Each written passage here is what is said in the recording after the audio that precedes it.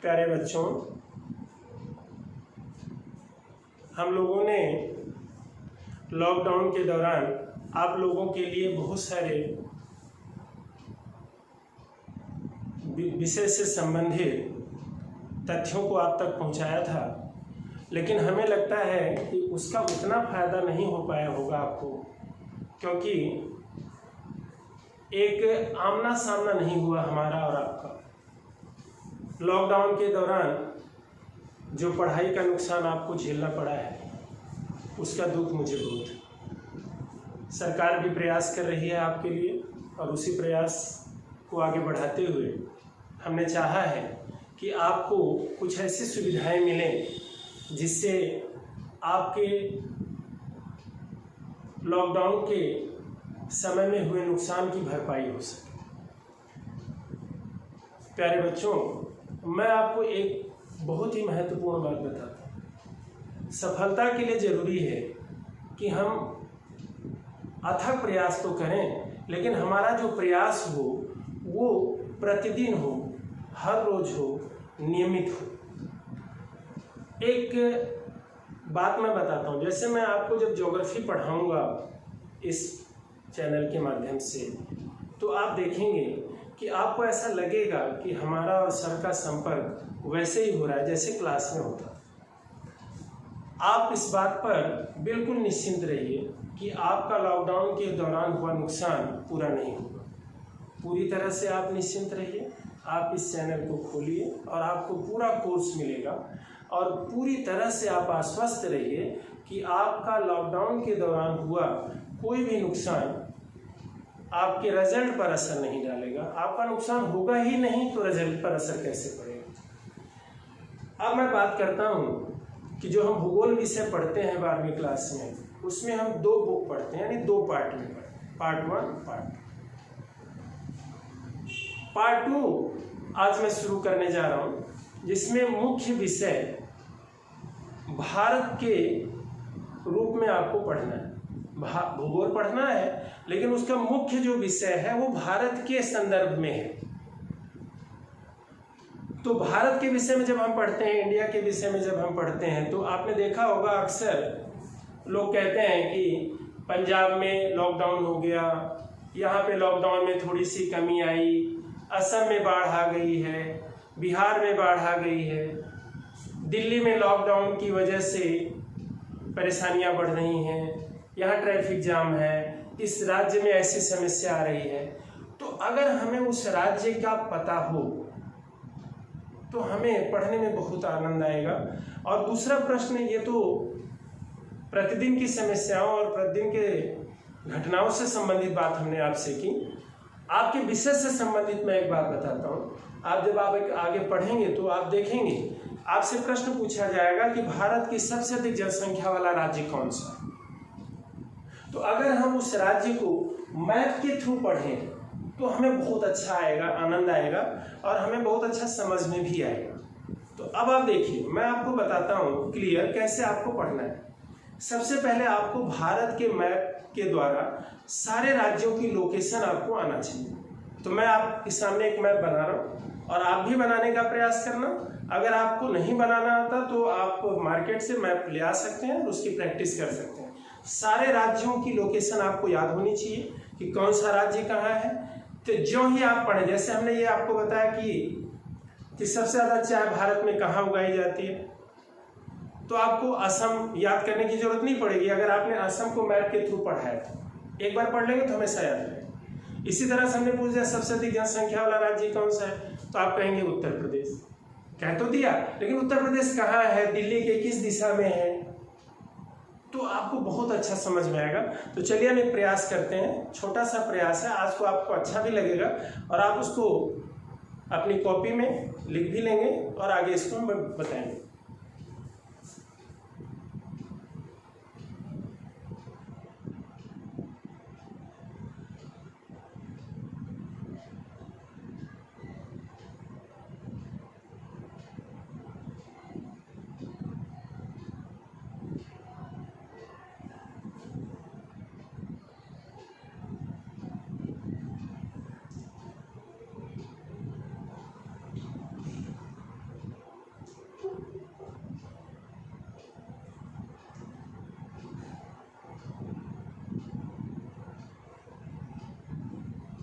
बन गया मैप।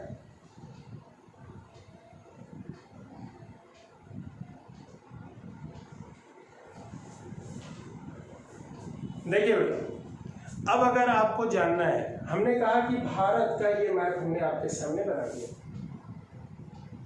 अब आपको क्या करना है, हमने पूछा कि भारत का सबसे उत्तरी राज्य कौन सा। कैसे आपको मैप में भारत के राज्यों को लर्न करना और सीखना, वो मैं आपको बताऊं। भारत का सबसे उत्तरी राज्य कौन सा है, तो आपने ये कह दिया जम्मू कश्मीर। लेकिन अब ये जम्मू कश्मीर राज्य नहीं रह गया, इसको हमने 2 भागों में बांटा को देखा है। सरकार ने इसको 2 भागों में बांट दिया। एक हो गया जम्मू कश्मीर। अब ये राज्य जो है 2 भागों में बंटे और दोनों को हमने केंद्र शासित का नाम दे दिया। तो अब हम ये कहेंगे कि सबसे उत्तरी राज्य, अब ये जम्मू कश्मीर नहीं रहा, सबसे उत्तरी हो गया अब हमारा यहाँ पे पंजाब।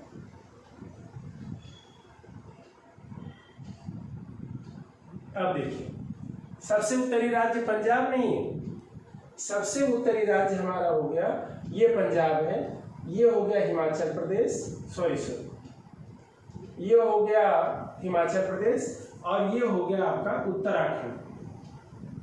उत्तराखंड, हिमाचल प्रदेश,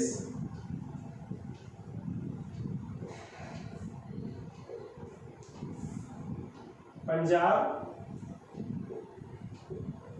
ये हमने 3 राज्य उत्तर के लिए, आपके जानकारी के लिए कि हमने इसको देखा कि यहाँ पे 2 केंद्र शासित प्रदेश है, जिसका वर्णन हम बाद में करेंगे। यहाँ हमने 3 राज्य देखा, हिमाचल प्रदेश, पंजाब और उत्तराखंड। उत्तर से हमने लर्न कर लिया, इसको सीख लिया। हम दक्षिण की तरफ चलते हैं, तो यहाँ हमने एक राज्य लिया केरल, और ये ले लिया तमिलनाडु।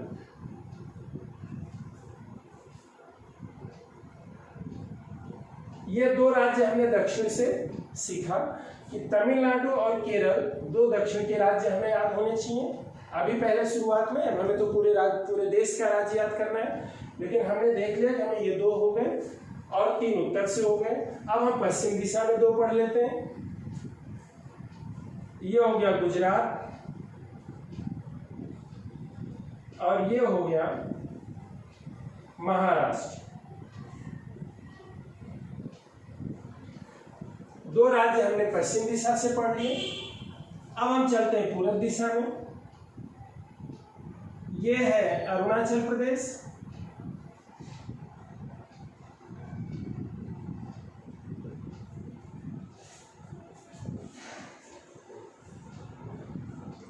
उसके बाद है नागालैंड,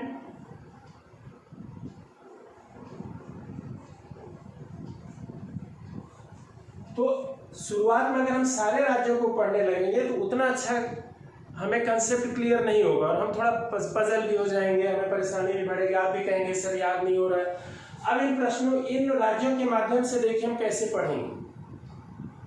आपको यह पता होना चाहिए कि भारत के सबसे पूर्व में अरुणाचल प्रदेश है, सबसे पश्चिम में गुजरात है, दक्षिण में सबसे तमिलनाडु राज्य आएगा, तमिलनाडु के पश्चिम में केरल है, हिमाचल प्रदेश उत्तरी राज्य माना जाएगा, हिमाचल प्रदेश के पूर्व में उत्तराखंड और हिमाचल प्रदेश के पश्चिम में पंजाब। क्योंकि जब हम मैप पढ़ते हैं तो मैप में हम देखिए ऊपरी सिरे को हम कहते हैं उत्तर, निचले सिरे को हम कहते हैं दक्षिण,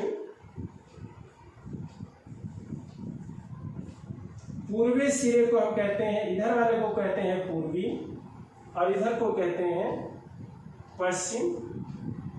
पूर्वी न लिखे पूर्व लिखे, जिधर हम पूर्व बोलते हैं। तो ये 4 दिशाएं हैं और दिशाओं के आधार पर राज्यों को पढ़ेंगे। आगे जब हम देखेंगे अगले वीडियो में मैं आपको बताऊंगा कि जब इन राज्यों को आप ये राज्य अगर आपको लर्न हो गए तो हम इसे सटे सटे कुछ दूसरे राज्यों को भी पढ़ना शुरू करेंगे और देखते देखते हम सारे राज्यों को लर्न कर लेंगे। और जब हमने राज्य लर्न कर लिया इसका मतलब हमारा आधा काम पूरा हो गया। और अगले वीडियो में जब हम बात करेंगे तो हम आपसे पूछेंगे भी, अब व्हाट्सएप के माध्यम से भी और जैसे कि आप इन राज्यों को कितने हद तक समझ सके हैं और कितने कॉन्फिडेंस से आप इनको दिखा सकते हैं। धन्यवाद।